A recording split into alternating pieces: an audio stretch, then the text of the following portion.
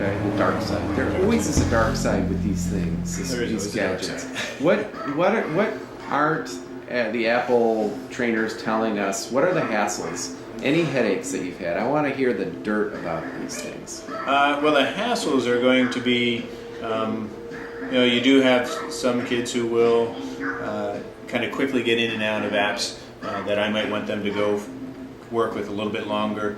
Some of the other things are, everybody knows the quick button is the children. Some of the apps will come up and they will say you have to have Wi-Fi, and that'll stop the kids. They don't know what to do next. There's not a lot of dark sides to this, I have to say. There's not a lot. Most of the stuff is just simple things that you can overcome, but you do also worry about kids spending too much time with it and making sure that they can socially interact, and that's one of the things that is more so. So there's a pretty heavy novelty effect with it. There's a pretty heavy novelty effect with some kids. With other kids, it's very much, they look at it as a learning tool and something that they're curious about and building for. But there is a novelty and a playfulness which with some of the apps and some of the programs and some of the ways that it's promoted.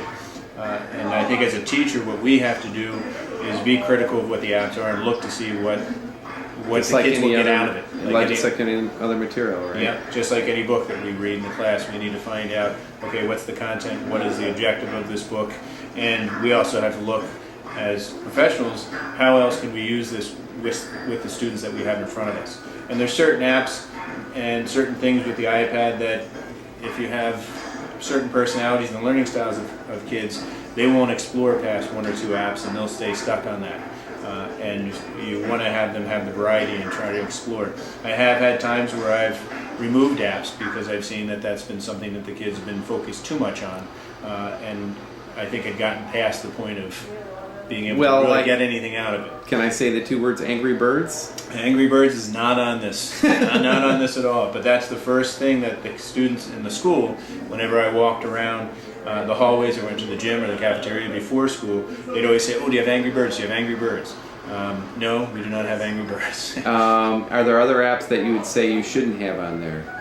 Other apps that I wouldn't have, that I shouldn't have. Well, do you have YouTube, for example? I do have YouTube down on the bottom. It's one of the under the big one that has the icon with the settings in Safari, in the mail. What about email and other things like that? Are you as long as it's on airplane mode, the kids can't get to the email. Okay. So it's not going to be something, and I do have when I'm in school, I'm on the wireless network, so I would have my school email. So you can check your personal email with that? I do. Yeah, I check my personal. This is easier to check my personal email than going to my laptop. Do you worry about the kids getting into your personal email? No, not because I always make sure that before I give it to them, I make sure that it's on the airplane mode, so that they're not going to be able to get into it. They could still read your messages, though, right?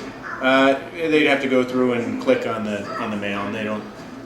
With kindergarten kids, they don't read the messages that way, so I usually don't get to that. Okay, that's a great question. You also have your calendar on there. Any other? So this is a two-purpose device. You're using it for personal use as well as you can use it for professional development. Take it to a meeting, take notes. Absolutely. Are you using it at all for that? I have. I've used it for actually during my lunch and prep period. I've downloaded a number of.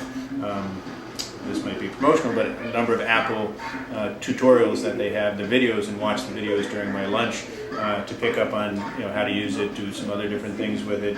I have watched some TED videos for professional development as well, so I do use it to help me within the classroom. And do you have Twitter on that as well? I don't have Twitter on here. I keep the Twitter on my laptop in the classroom. Okay. Because that's constantly updating. So. What about messaging or SMS or anything? I don't use any of that on this. So I keep it pretty simple with the students. The other thing too is I know we have had discussions within our district is you do take these home. It can be used for personal device. You have to remember what type of music that you have on your iTunes at home that might get transferred onto here, just as you would with your email. You don't want to have a child be able to see an email that might be to their parents about certain issues, or they might recognize something. Appropriate music is something that you have to think about.